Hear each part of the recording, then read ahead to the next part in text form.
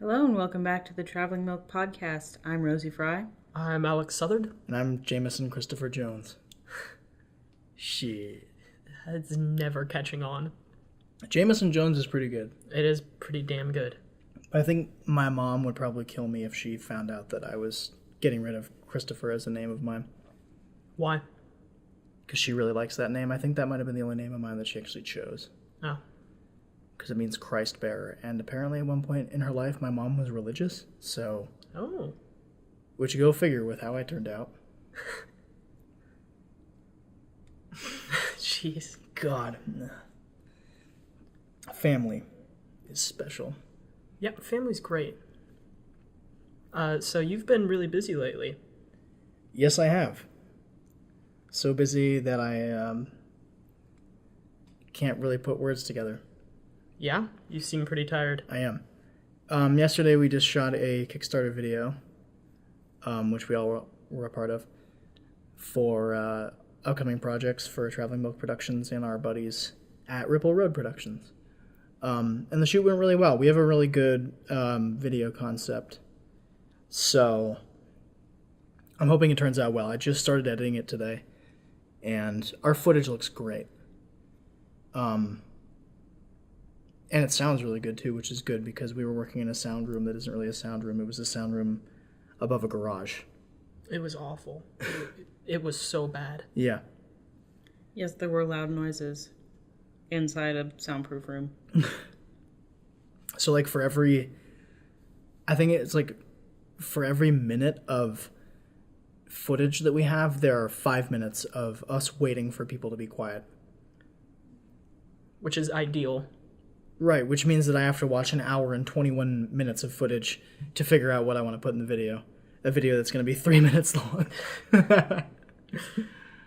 That doesn't sound like a waste of time. No, not at all. But other than that, I've been putting together a sneak peek for Trapped, our first movie at Traveling Milk Productions, that I'm going to be putting up when we do the Kickstarter video. It's going to be like an exclusive look at, like to give testament kind of to the idea of what we're doing. Yeah. That we're doing something so that we look professional. Just to create the illusion that we're professionals. Exactly. We're just tricking people. It's hard to believe that we shot Trapped a year ago.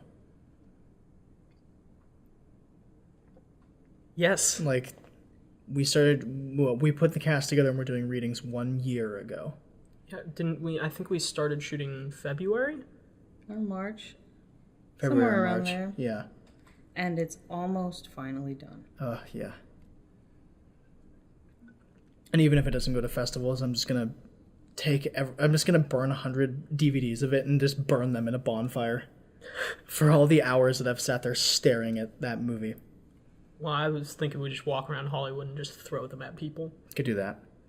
Because it's a movie that'll kill people. Yeah. Could be like those guys that hang out on Hollywood Boulevard and try to hand people their CDs. It's like, this is me rapping. Yeah. You're going to love it.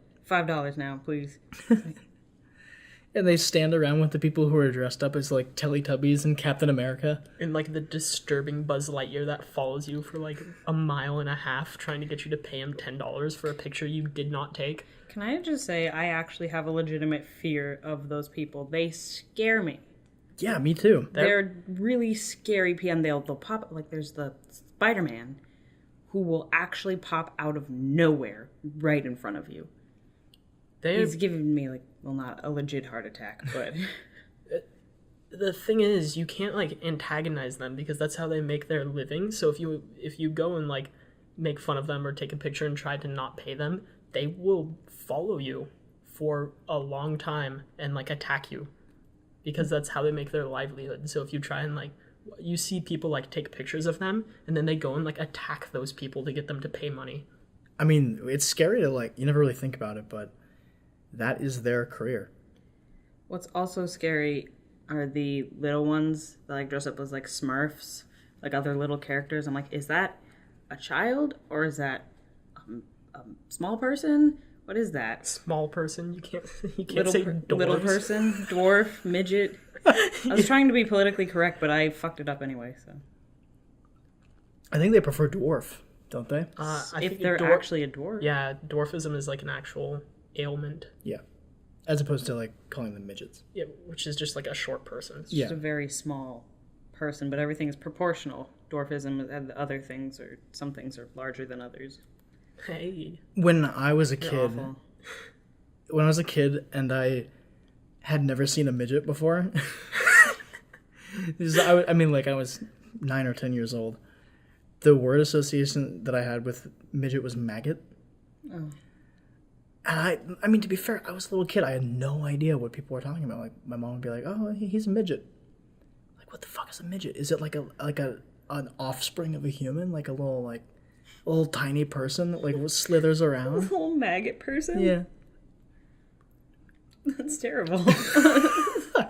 That's disgusting. Don't admit I was a little those kid. things. You get to get away with shit when you're a little kid. Yeah, that's true. Like when I was in 5th grade and some kids were messing with another kid and they were mispronouncing the country Niger. Those kids knew because their asshole parents made those jokes.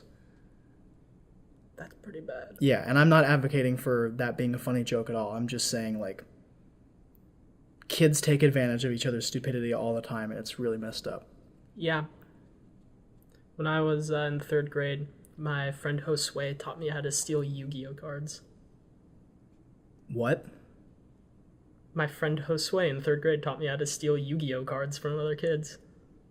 Just like go around and No, steal you them? hide underneath the tables that they're playing at, and when they drop one, you just swipe and just sprint. Like, you'd cut their Yu-Gi-Oh purse? Yeah. All these, like, Yu-Gi-Oh cards spill out, and all the children skitter around and grab the cards? Yu-Gi-Oh was hot and poppin' in San Jose Oh, dude. back in, like, 2003. Yeah, I had some Yu-Gi-Oh cards. It was Pokemon in Marin. I mean, Both. we used to have bathroom Pokemon trades. Like a sketch drug trade, but for little kids. Like, I traded a Dragonite for, like, a Mewtwo or something, like... And we got into the stall in the bathroom. We all met during class. We took individual bathroom breaks. And we met in the bathroom to trade cards and read each other's cards. I gave up on Pokemon when my Zapdos got stolen. I was so mad. I was so that's young. weak. Yeah, I got drawn to the dark side, and then I started being a Yu-Gi-Oh thief. That's awful. It was pretty bad. I swiped a Blue Eyes White Dragon, and I did not feel bad about it. Wow. That's like the best Yu-Gi-Oh card or something. Isn't it weird how all the main characters in those shows, like Pokemon, or I didn't really watch Yu-Gi-Oh, but I watched a couple. They always have like the best Pokemon or Yu-Gi monster. What were they? What were they called? The cards. They were just their cards. Yeah, they were just the... Yeah. Or the Digimonsters. No, that was Digimon. I know. Oh, right, yeah. Mentioning another one that Yeah, exists. But you're Digimon. right. You're right. Like, Ash's Pikachu could beat, like, any other Pokemon, even though Pikachu is not the best Pokemon. Pikachu sucks. When he also had a Charizard. Yeah. So then and then Yugi has the Blue Eyes White Dragon, which is his game changer. He also, one of his go-to cards, Dark Magician. Oh yeah, that's the one I was thinking of. Oh, that card was awesome. Yeah, but he was not as good as Blue Eyes White Dragon. No, Yeah. And no, apparently nothing. Yu-Gi-Oh didn't have Blue Eyes White Dragon. Kaiba had. That asshole. Come on. I thought he had a Blue Eyes White Dragon. What about there was another something red-eyed dragon? or some shit. Red Eyes Black Dragon, which was not as good. I recently looked up the stats because my friend on Facebook found... Okay, I'm telling you why. My friend on Facebook found his Red Eyes Black Dragon, and then I looked up the stats, and then I felt bad. Regretted my life decisions.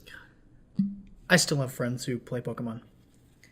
Back home. Like the video game or cards? Both. Well, the video game is awesome. Yeah, but they still play the cards too. My friend that was just here just got her new the Nintendo DS 3D or something like that. 3DS? Yeah, that thing. And she got the Pokemon XY. So she started finding some of the most ridiculous Pokemon and naming them after us. So I'm a coughing I guess. Oh, that's cool. Whatever. She's a Wobbuffet. That's whatever. She didn't name a Pokemon after me, did she? She did. I forget what it was. Probably Mr. Mime. I thought she named her Mr. Mime like, Dennis. Yeah, but whatever. So now my name is Dennis. She just forgot what your name is. I remember playing. He looks like a Dennis. I remember playing Red version, and I was a kid, Hell yeah. and I thought it was so funny to just name them like Poop and like Fucker. That's what my Charmander was named. I named my Charmander Poop. It's just and I'd hide it from like my mom. I'd be like sitting in the corner like playing with Poop. Did you ever name one Dumbass, but you couldn't actually spell it correctly? It was Dumass. Yes. Dumbass. The second Pokemon I ever caught, because you had to go catch Caterpie to evolve it to a Metapod to get a Butterfree to beat Brock. That's how I always played if I picked Charmander. Sure. And every time I would name my Butterfree Leslie. Why? I don't know. I didn't know anybody named Leslie. But I was like this little 10-year-old kid just like, oh, Leslie, my Butterfree. So just because you didn't know anyone named Leslie, you named your Pokemon Leslie. I think at the time I thought I made up the name Leslie. And then later on in life, I think I met someone named Leslie. And I was like, oh shit. And you always associated her with a Butterfree? Yeah, and it was Leslie Nielsen. When you were like 22, you realized that people were actually named Leslie and you didn't make up the name. And I just went on a massive drinking binge for like 7 weeks. Jeez. Thought I was original. No, man, naming your Pokemon was the funnest thing in the world. Yeah. Poop. It's just completely uncreative. Before you learn swears. The worst part was that I wasn't even creative enough to think of Poop. I had to watch my brother play and then watch him name his Pokemon Poop. And then when I played, I named my Pokemon Poop. I wasn't even original. I thought I was so clever. Well, you were the younger brother. Yes, I was the younger brother. Yeah, my 3-year-old brother named his Pokemon Poop. Well, Yeah. I would expect that from a 3-year-old. Especially a 3-year-old Southern. Ugh, what does that mean? Your family's very inventive. They're all very intelligent people. I'm really stoked that your dad listens to our podcast. So if you're listening right now, Mr. Southern, thanks for listening. Hi, Mr. Southern. Hi, Dad. Hi, Dad. No, your dad's awesome. I mean, I've never met him, but I hope to meet him because he likes everything that I put up, and he shared that Trapped poster that I put up the other day. Yeah, of me. Which is the one of you, which is awesome. Yeah, he wants to watch me succeed or something. I don't know. Ugh. Those trap posters, though, maybe we can get a little image of those up here. Oh yeah, I put them up earlier. Great. Yeah, those are looking really good. They're hopefully adding some suspense. Oh, what's gonna happen? People responded pretty well to them on the Facebook page. They were getting our page a lot of views for a while. We got a couple of likes and reblogs on Tumblr of them. You put them up? I put some of them up. I haven't finished putting them all up. I know Monty either liked or reblogged the picture of you, Rosie. Oh, fantastic. Nice. Yours is doing the best, and I'm jealous. Which is funny because it's doing the worst on Facebook. Oh, is it doing the best on Tumblr? Yeah. Oh, cool. I guess that's really where I should be at. Yeah. I belong on Tumblr, not Facebook. I can't wait to put them up on Twitter. Yeah, It's going to be awesome. I'll get on that. They'll probably be up tonight. Cool. I'm going to create us a new logo. I might even take a new picture with a milk carton or something with a green background. I want to use something that I can Photoshop and because my original concept for the Traveling Milk Productions was going to be a superhero milk jug with a cape flying through the air, with speed flames all around it. But my friend who's going to do the concept art didn't do it, so. That would get some attention, though. Because it's fucking weird. Yeah, well, weird gets attention. Yeah. It was like when my friend Andy Hawks and I were doing a Hawaiian T-shirt Day productions, which is another kind of production company that we came up with when we were in the Bay Area. And our kind of intro for that to movies was going to be a nuclear bomb dropping, and it like the blast wave splashes over this dude, and the only thing that survives is his T-shirt. So do you see the like scorched outline of a Yeah, man? you see a skeleton. So like the thing washes over him, and it's just a skeleton laying there wearing a Hawaiian T-shirt. I thought it was pretty clever. I really like that. But I think we scrapped that idea because it was like a joint effort between the two of us, and we didn't feel comfortable moving forward with it since we're not really working together anymore. He's up in Canada anyway now. It's pretty far from Los Angeles. Nah. But you know what? I would much rather be in Canada than Los Angeles right now. It's so hot. And so dry. It's been, yeah. California's going down the toilet right now. I mean, with all of this drought and our homeless problem, our minimum wage is just sad.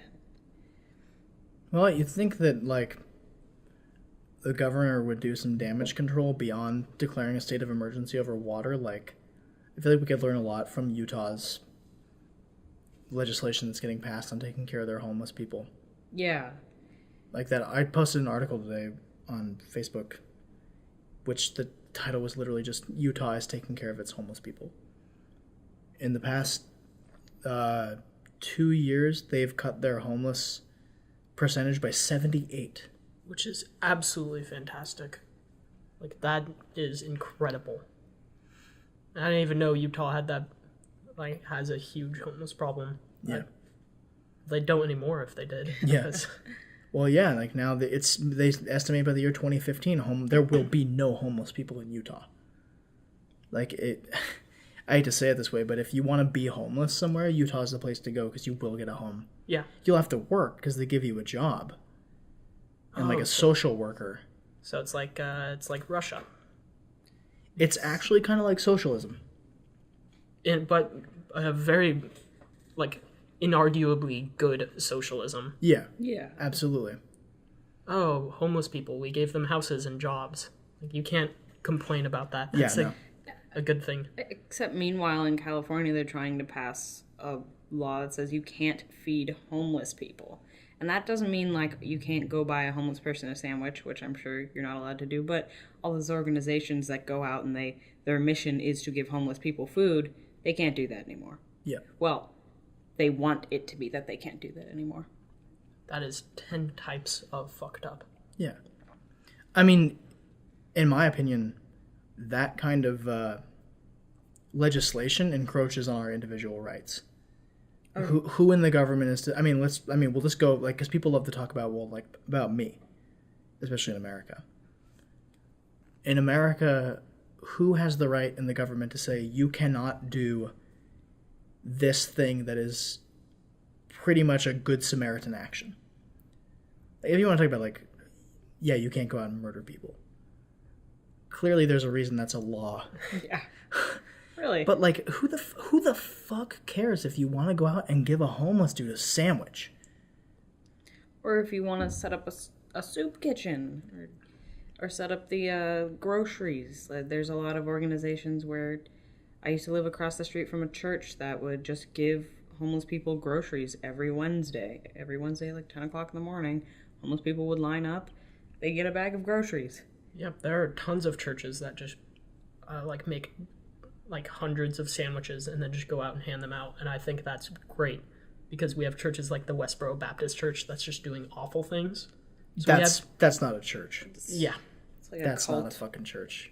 I am a proud atheist, and I will say that is not a church. But I will give credit to religious organizations in, I think it was Raleigh, North Carolina, because the government was trying to say that you could not. It was in Philadelphia. The government was trying to say that you can't give homeless people food in parkland areas. And religious groups were just like, fuck you, we're going to do what we want. And they did. So, I mean, like, kudos to them, because that's compassion. That's good. Yeah. Yeah. I think, it encroaches on human rights. Sorry, you can't help this other person. That's dumb. Yeah, I mean, it's completely in a different direction from where we need to be going as a race, in my opinion. Like, I feel like I quote Bill Hicks every podcast, so I'm not gonna do that. Do it. Do it. Well, all he says is, if we find I'm paraphrasing, if we find compassion and understanding for our fellow humans, something like heaven will dawn on earth. And I don't see how that couldn't be true. Like, if everybody really loved each other and cared about each other, and if you could politely ask someone, can you do this? And they would respond, of course I can. Or if you accidentally pull in front of someone while you're driving and they don't honk at you, they just go, no, it's okay. Yeah. What's wrong with that? The thing is that as soon as that starts to happen, you get the assholes who can just find a way to take advantage of it. Yeah. Obviously it's an ideal world, but you can't get there because there will always be the one asshole who the entire world converts, and then there's one guy taking advantage of other people. Yeah. And then you have one person sitting there like, well, why does he get to do that? I'm going to do that. And then it's all fucked up again because there will always be one person who just does whatever the fuck they want. Yeah, which, going back to talking about socialism, like, that is the downfall of socialism. Yep. Is people will never look for equality. They will only look for their own gain. Yeah. Well, I used to, when I was in high school, my friends and I would just sit in a circle and just talk about this during our drama class. And socialism only works on a small scale. Mm-hmm.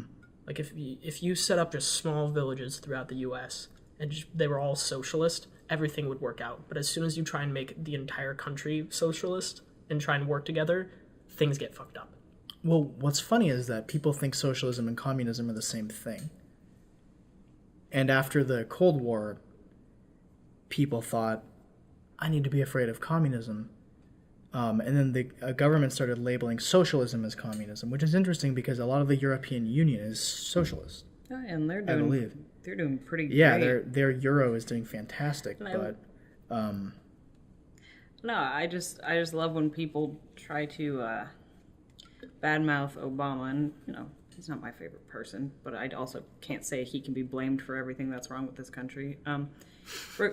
Regardless, people are like, "Oh, Obama, he's a socialist." I'm like, good. I love that idea that our president would be a socialist, but he's not. No, clearly. Absolutely but people not. are trying to say that that's a bad thing. Speaking of Obama, he recently made a statement saying that he had smoked weed in the past. Yeah. That was pretty funny. And Fox News jumped all over that. Now, explain this to me a little bit more, because I clearly just missed this. I don't know how. I'm on the internet 24/7. Like, how long ago was this? Was it? I just saw it today. Yeah, I saw it today too, so it might have been today. Or So what, recently. he just said he smoked pot at one point in his life? said when he was a kid. Sorry. Because it's becoming such a political issue. Did you read the article that I posted? No, I haven't got the chance. Because it's becoming such a political thing where they're talking about, like, using marijuana, making it legal. Like, recreationally legal. Yeah. Mm-hmm. Like in Colorado and Washington. Yeah. Those are the two states that legalized it. He was talking about it because it was in an interview for the New Yorker, so you should go check that out. But he was just saying that he smoked pot when he was a kid, and he said, I smoked pot when I was a kid, and I consider it a bad vice, and I consider it much the same as smoking cigarettes. But he said, it's no worse than alcohol. And Fox News jumped all over that. They made it sound like he was saying, like, it's not only that it's okay, but that it's like acceptable. And of course, they always love to bring family values into it. So they started jumping on it like, oh, he's telling our kids that it's okay to drink and smoke. It's like, that's not what he said. No, but I mean, people will take anything in, especially a politician or an actor says, and take it any which way. I mean, what was interesting to me about the presentation of the article is they had two radio talk show hosts come on and talk about what Obama had said. And this may be irrelevant, it may be relevant to you, but there was a black man and a white man. And the black man was more liberal, and the white man was more conservative. And while at the end of the interview, the African-American gentleman was defending Obama's claims, or he was trying not to make too big of a deal out of it by Obama, because they were making a huge deal out of Obama saying that it was no more dangerous than alcohol because alcohol is legal. Mm-hmm. So they jumped on that and said, oh, well, Obama says pot should be legal and you should smoke pot. As he was trying to defend Obama's position and say, well, I don't think he was saying it should be legal, I just think he wasn't saying it was worse, they just put up facts about marijuana in front of the guy. Moving, like, not slideshow, but like they were kind of like on the side of the screen, like moving. Scrolling, yeah. And it's like Star Wars credits? Yeah. It's like, oh, you didn't do that with the other guy who was talking and saying that, oh, Obama's wrong. So it's like, how about you don't distract the fucking bovine masses of America who watch Fox News by putting up a bunch of bullshit in front of the one guy who was legitimately trying to offer a completely neutral opinion. It's because they're catering to their audience. Like, their audience, Fox News audience, wants to hear whatever the white man was saying in that conversation. They don't care about the other opinion. Fox offers the other opinion because the people who watch Fox News want to see it get beaten down. No, exactly. I understand it. I'm just saying that that doesn't make it right. Yeah, I know. It's just like noticing it doesn't forgive it. Yeah, no, it's just media is just entertainment. Yeah, and I'm not in this podcast. I'm not trying to single out. Oh, Fox News is evil. Don't watch Fox News. But don't. But most news sources do not present you with the whole truth. Yeah, I would argue that modern media is entertainment. Yeah. And more entertainment related than, like, people are like, oh, look, my ideals, and like watching like monkeys. Yeah. Instead of looking for facts for themselves. Like, my parents watched Fox News, but also kept themselves updated with other news sites, and my parents were very well informed. Yeah. I love that the only news station I truly enjoy watching is The Daily Show, and I get real facts from a comedy news series. I mean, what's interesting about The Daily Show is that it all reflects on things that politicians say. And I say politicians because they reflect on liberals and conservatives alike. Like, they do not hold back any punches when it comes to, like, oh, we're not catering to liberal media or whatever. They're not. They make fun of everybody. And what's interesting about The Daily Show, which you don't see a lot on, at least as much as I've watched Fox News, you don't see a lot of source footage in the Senate or the Congress on Fox News. You don't actually get to see what they said. You hear the reporter regurgitate it. Whereas on The Daily Show, they legitimately quote what these politicians are saying. Yeah, they show the clips from C-SPAN. I mean, if you really want to get the real actual facts, watch C-SPAN, but no one wants to sit there for 5 hours while people in Congress shuffle through their papers and play on their iPhones. Well, I mean, especially when people like Ted Cruz, who some Republicans are hailing as a hero, sits there and reads Green Eggs and Ham and gets paid for it during a government shutdown. It was really inspirational the way he read That's Green for you, Eggs Ted and Cruz. Ham. It's disgusting. Mm-hmm. Yeah. I've been like sliding my burps off to the side, and you just, you're disgusting. I definitely peaked the microphone there. Yeah. Well, but that's what beer does. Yeah. This is actually the first podcast that we've been drinking alcohol towards. during, except for Alex, of course, because Alex is not ever drinking. Bastards. Well, because he's not 21, but Rosie and I are 21, so I'm drinking a small glass of wine. I'm drinking beer. Oh, This is a 2010 red blend. Oh. I have a 2014 glass of water. Came directly from the Brita filter. Yes, Delicious. It's so good. So pure. Speaking of football, the Seahawks and the Niners played. They played Good yesterday. job, Alex. I know sports sometimes. Yeah. Yeah, that was fucking awful. Being from San Francisco, that was very disappointing. Yep. Well, I'm convinced that I'm kind of bad luck when I watch sports, or when I go make an effort to watch sports, more like, because my teams, they usually do really well. Like, we're from San Francisco, like I said, the Giants didn't do well last year, but the year before that they did. And the year before that, the 49ers were in the Super Bowl, and then we went to watch the Super Bowl, and they killed it in a bad way. They sucked. They died out there. and I actually went to watch both playoff. I actually went to watch all the playoff games. And they played really well, but I don't think you jinxed it. I think they played poorly. I mean, I fully believe in sports jinxes because I've been a fan of the Giants for 20 years.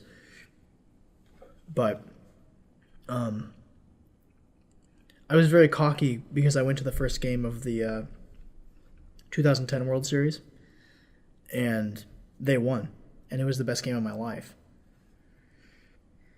That's wonderful. I wish I could have done that. Every time I go to a Giants game, they lose, and they don't just lose; they lose like 10-3 Then every don't time. go. But of course, I want to go. First of all, AT&T Park is like amazing. The most Instagrammed place on earth. Really? Good. Yeah. At least in the United States. It is the most Instagram place. It's because it's awesome and beautiful and stuff. It's because a bunch of yuppies go to the baseball games. It's true, dude. I was actually talking about this the other night. Because, actually had an argument with Rosie's friend because I was like, oh yeah, a bunch of yuppies go to Giants games. And she was like, hey, that offends me. I said, well, no, because when I went from 2005 to 2008, when they were awful, into 2009 too, they were not so good as well. My friends and I still went to games, and the ballpark was empty because they were not good. It was just full of old people and new generation diehard fans. And then once they got good, obviously the stands filled with people who could afford the tickets. Yep. That's true. Those tickets are ridiculous. That's why whenever I go to baseball in the summer, I like to go to the $2 Thursdays for the A's in Oakland. $2 for a seat, and I think $2 beer. So And $2 hot dogs. Oh, I mean, why not? And the hot dogs there actually at Oco are pretty good. I mean, Oco's disgusting, but $2 for a baseball game Yeah. instead of $120 for a baseball game. To be fair, though, you can get $17 tickets at AT&T Park. It's just, those are standing room only. And during the seasons where they're good, I will give fans credit. In seasons where they are coming off of a World Series win, the fans fill the seats. They do, unlike A's fans, even if they are doing good. Oh, yeah. It's usually like field trips. Like summer camps go there. Well, the A's, like, I mean, every baseball team gives shit to other baseball teams, but when the A's are playing badly, I feel really, really bad for them. Because their fans do not, the diehard fans fill the seats, but that stadium can seat like 60,000 people. So it's really a football stadium. Yeah. Not originally, but Not it is now. Yeah. I can't watch sports unless I'm in the company of like at least 10 diehard fans of either of the teams, because then it makes it more enjoyable for me. Because I'm not a huge fan of sports, but I love getting together with a big group of people to like watch the Super Bowl, and everyone's like getting all heated, like, oh no, your team sucks. No, your team sucks, and everyone's placing bets. Like, it's so enjoyable to just be in that environment of people who are like really excited about watching sports, which is weird. It sounds really hypocritical too, because I'm really not a huge fan of sports. Like, so you'd have to pay me a lot of money to watch sports by myself. A Which lot. I would never do because there's no value to that. Yeah. Well, but I mean, I used to be a fan of the British Premier League of soccer. That's what I was into, you The know. hell's soccer? No, man. Football. The World Cup is coming up this July. I'm really excited. I'm so excited to watch that. The World Cup is by far my favorite sporting event. Yep. Like, it's everyone in the world gets behind it. That is fucking awesome. My friend Ricky and I, in 2010, we watched every American game until they got eliminated. So, in 2010, so like 3 games. No, they made it past the. They played. All I can remember is that they beat England. Ha! I think is that the year Mexico won? No, that was the year that Italy and Norway played. The finals? I think so. Oh no, it was Spain was in the finals. I think it was Italy and Spain. No, it wasn't Italy. It Wasn't was a Northern European country. I think it was Norway. Well, we'll fact check this. And Yeah. We'll let You know, guys. I'm gonna look it actually up on know. my phone right Okay. now because now this is killing me. But that was a really good year. That was actually the first year that I watched the World Cup because in 2006, the only other year where I was really old enough to appreciate soccer, the World Cup was during the summer, obviously, and I was in summer school. So I didn't get a chance to watch it. You know, it's another sporting event that the whole world gets around because Alex seems to think it's only the World Cup. It's the Olympics. It's not a sport. Just gonna. Well, it's a sporting It's event. I said a collection of sports. It's I said it's sporting event. absolutely sports. It is the sporting event. I was Since, talking. like, I meant a single sport. since like though. year 1, we had the Olympics. I don't actually think that's a fact. No, actually, it's before that Oh, because the Battle of Marathon exactly. set the name for the marathon race. It was the Netherlands and Spain. Right, the Yeah. Netherlands. My mistake. I thought I it was actually knew Norway, so it was an N. Close enough. But yeah. I believe Spain won. No, Norway won. Are you sure? No, Norway was not there. Or Netherlands, excuse me. Jesus criminy. I I swear to God, Netherlands won. have to look this up again. You know, Norway's a great place if you guys ever want to go on Absolutely. a cruise or just visit a beautiful country. Try Norway. Go to www.visitnorway.com. Spain defeated the Fly Netherlands. Norwegian. Spain defeated. Okay. Yeah. To be fair, I think that I was quite drunk, and I think it was 6 a.m. I remember I was on my way to Mexico, which was why it was such a big deal that Spain won. Mexico was so Oh, yeah, happy. Totally. Yeah, it was awesome because we got to Mexico and everyone was just like, "Yeah, Spain!" And I was like, "Awesome, great, this is fantastic." yeah. We were driving down and we stopped at like a diner to watch like the last 20 minutes. It was awesome because we watched. It ended in overtime, so we got to watch the goal that won it. It was awesome. I actually missed that because I had to go to work But I thought you said you were drunk. at the end of the game. Oh, I was drunk. Then I went to work. No, man. Like, we could not watch soccer and not drink. It was magical. But no, that was a good experience. The only better sporting experience, in my opinion, was watching the 2010 World Series. Yeah. Not just being there, but, like, man, like, my friends and I, we dyed our beards black for Brian Wilson. Like, every day I was wearing Giants gear under my, like, normal clothing. If I went to work, I would wear a Giants shirt underneath my work shirt. that's all. Yeah, that's Like, awesome. it was a really good experience. And just, like, it made me think about how fortunate we are, our generation. Because, like, there are people who died without the Giants winning a World Series. Because they came to San Francisco in 1958. And the last World Series they won, I believe, was 1952 or 56. Yes. I'll put up a fact check on that. But, I consider myself very fortunate to have been just turned 21 and to get to watch my home team win a World Series. Like, that is so cool, and I'm so grateful for that. Yeah, that's, being a baseball fan, that's such an American pastime, is watching your team go through it, win the good old boys, apple pie, hamburgers, hot dogs. You can stop me at any time, really.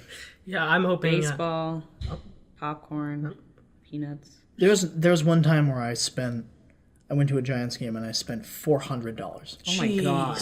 On what? Well, that's AT&T Park. Yeah, for you. I mean that's just baseball. Everything costs that much. Like Everything costs $400. yeah, A slice of pizza. no, but that'll be okay. So $400? you turn 21, right? Go to a regular season game, and you spend $50 on a ticket. That's $50 right there. You buy 10 beers. Okay. oh my god! Because you don't just I didn't just drink 10 beers. I bought beer for my friends. We buy rounds. So overall, we buy like 25 beers. And food there is totally expensive too. Like a thing of garlic fries is like $8. So you end up walking with $400. And I bought a jersey, which is $100, Oh, Yeah. which I've since lost. Cheers to me. That's the most expensive things at the park too. Is the gear.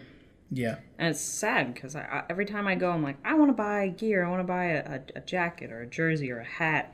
It's like a pair of giant socks, $40. Okay. I guess I'll try to get one of their free hats. Yeah. But I'm excited for this year. And not just for sports, but for the fact that we are quite literally a month away from starting our second movie. Which I know we talk about every podcast, Yeah. but it's legitimately the biggest thing in our lives right now. Yeah, well, I mean, to be fair, we're also about to start doing publicity for it too. Like, I want to start taking photos for it, character photos, like make a poster for it. Yeah. I mean, we have some incredible talent on this movie. We're going to start paying for Facebook advertisement. We're going to be trying to put ourselves out there. We have And a really crazy good cast on the movie. We have Rosie, who's on the podcast, yep. playing one of the roles. We have Andrew Walker, who was on the previous podcast. We have established professional actors, such as Hilda Rowe, Paul Perry, and Anthony Barrow, who are going to be on the project. Like, you can't look at your life rolling out successfully and take it for granted. Like, things are really starting to fall into place for us, and we are very lucky. We are, and it's nice because some of these actors, Paul Perry and Anthony Barrow, a year ago they were our teachers Yeah. at AMDA, and We don't say that name on this podcast. at The school we went to. SMAMDA. Oh, because they're going to sue us for fucking copyright infringement? Yeah, and also because we That'll be hate that place. $100. Also, hey, you didn't have to say that. It was formerly students of AMDA. True, but if you go to AMDA, leave now. Yeah. And these people, they were the ones teaching us to be professionals, and now we are working with them in a professional environment. So it truly is, I don't say this word lightly, a blessing. Yeah. Well, what's cool is, especially because I wrote the script and I'm directing it, and Alex is my assistant director. Heyo. It's really cool to have someone who used to be a figure of authority in your life become someone who respects you as a leader. Yeah. Like, what's really cool is, like, Anthony bounces ideas off me all the time. Paul has helped shape the script on his end, like, from his character's perspective. And what's cool about that is they say, at any point you feel like I'm overstepping my boundaries, Chris, just tell me to shut the fuck up. Like, Paul said that about 4 times today while we were rehearsing. Like, if I'm overstepping my bounds, tell me to shut the fuck up. But, in my opinion, he made the script better. Which is so fantastic because we have people working with us that know so much more than us, but are willing to let us lead our own projects. Yeah. Oh, speaking of projects, I know we're wrapping up now. We just finished filming our Kickstarter video. We're going to be launching that soon. Yep. I'm currently editing that right now, as I believe I said earlier. I don't think so. Didn't I? Oh, No. Maybe I skipped over that, but yeah, we currently are about to launch a Kickstarter video that I'm editing right now, so if you donate to that, you'll be helping Traveling Milk Productions get funding, because we really need it. We need your help. And we don't expect a lot, obviously, but... I'm expecting a lot, but... But, I mean, from the individual, like, anything helps. $1 helps. Yeah. But especially because this money is going to be going towards Watch, especially since we have such classy actors like Paul Perry, who are in the Screen Actors Guild, who we are obligated to pay because he will be kicked out of his union if we don't. Yeah. And once you get kicked out, you never get back in. Yeah, and you never work again. Wait, is that true? Yes, that is very true. Yeah, you get blacklisted. Oh yeah, they are fucking draconian in their execution. That's crazy. They're almost as bad as Scientology. Almost. Almost. You guys shouldn't say that. I don't care. The Illuminati are coming for us. This is a part of my plan to get rich. I joined the Church of Scientology, when then they will let me into the Illuminati, and then what did Chris, you said yesterday? Chris is like, if we actually go through with this plan, they're just going to give us $10 million in our bank account next day. Yeah, and it's like, oh, I'm converted to the Church of Scientology. And then you own half of the free world. And then we look at our bank accounts and it just says Kenya. And then suddenly we're in movies. Shit, if that was the way, sign me up for a one-way ticket. But actually, we're trying to do what they statistically say is impossible, which to rise up from being not wealthy to being wealthy is apparently impossible in America now. So we're attempting to beat the system. Mm-hmm.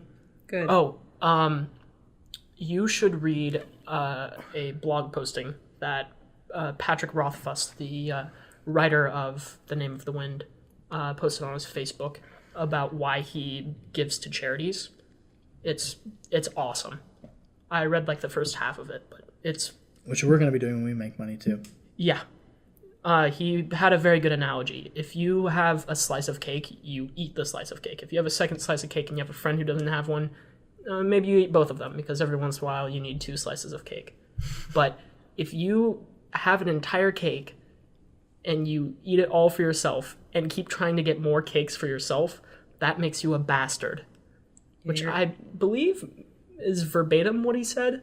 And he said he has 2 to 4 cakes right now, so he's really set and just gives a shit ton of cake to charities, which I think that's awesome. A great analogy. And as soon as we start making money, we're going to be donating to charity too. Oh yeah, I really don't need that much money to live right now. Yeah, I would like to help people in their art endeavors, or they don't have any money. I mean, our goal is eventually to start making enough money so that we can hire people. I mean, because essentially we're progressing the economy by hiring other young artists once we get older to work on our stuff. We have people who want to be cinematographers, people who want to edit professionally, hire as many people as we can to get it, to help our work and help our podcast. Yeah. And next week we're going to be talking about the Golden Globes. Or not the Golden Globes, the Oscars. The more prestigious awards. Ooh. I want to talk about the Golden Globes, talk about the nominees, talk about what kind of equipment they used, stuff like that, because I really want to give people an in-depth look at, exactly what they used on those films. Yeah, and you should follow us on our Twitter. Our handle is @travelingmilk, and follow us on Tumblr. I believe our URL is travelingmilk.tumblr.com. Mm-hmm. If it's not that, it's travelingmilkproductions.tumblr.com. You can also follow us on Facebook at facebook.com/travelingmilkproductions. And if you want to have a look at our work, you can go to facebook.com/trapped2014. All right, well, that about wraps it up for us tonight. This was the Traveling Milk Podcast. Again, I'm Rosie Fry. I'm Alex Southard. And I'm Jameson Christopher Jones. Thank you so much for listening. Have a great night.